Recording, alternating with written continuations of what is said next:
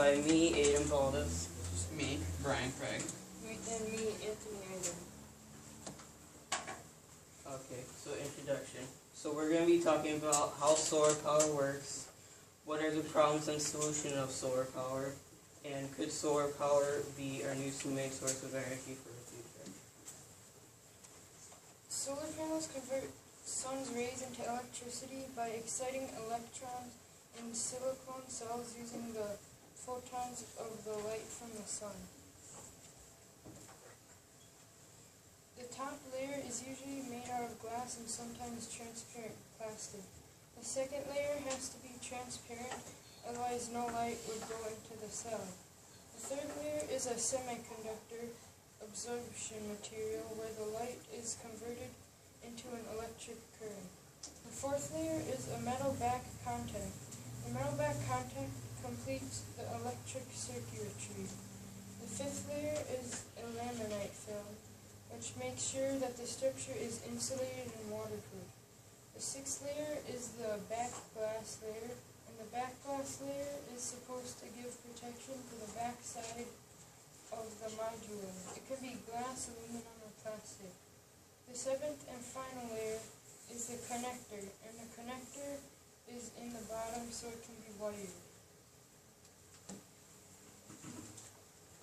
So how do solar panels convert sunlight into energy?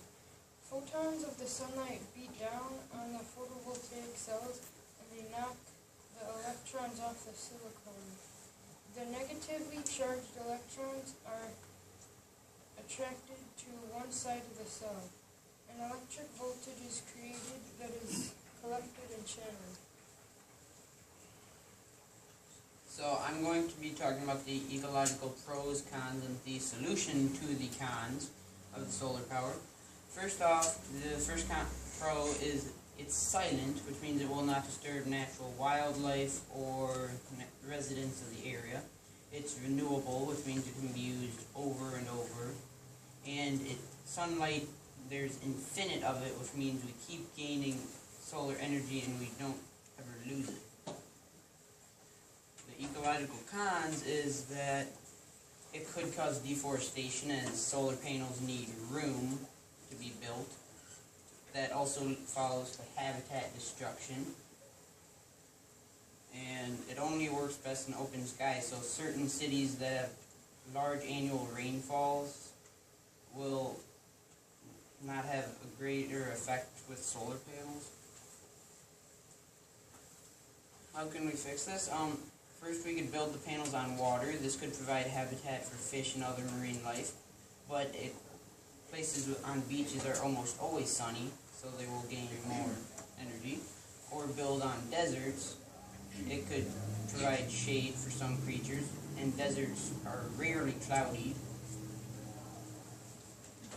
And if we keep only using fossil fuels, that will lead to things like increase in greenhouse gases, which would cause global warming, and smog, which is a toxic gas found in China and other places.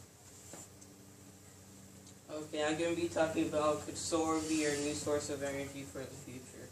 And then I'll be talking about the growth, the cost, how friendly it is, and solar maintenance. So the growth in solar. This is a map of countries that use solar. For most weeks it would be green, orange, blue, and then brown. So like places like Germany and America are high users of solar energy. So in the U.S. alone, we installed enough solar to power 5.4 million American homes. So that is about 135 installations that happened in the first half of 2015 and still growing in 2016. So now about 784,000 installations have happened. So that many homes and businesses have gone solar. The cost of solar. Solar isn't the cheapest source of energy, but if you're patient, it will be very rewarding. So in 1 month, you will save about $200, and then in 1 year, you will save $2,400. Right now that may not sound like a lot, but over time it will be very rewarding because, well, for the average amount of solar, it costs about $15,000 to $29,000. So after you work that back with that money, you'll start earning a lot more than you normally would, and it'll be very rewarding. How Earth friendly is solar? Solar is the most beneficial to our Earth because one, it is at no cost to supply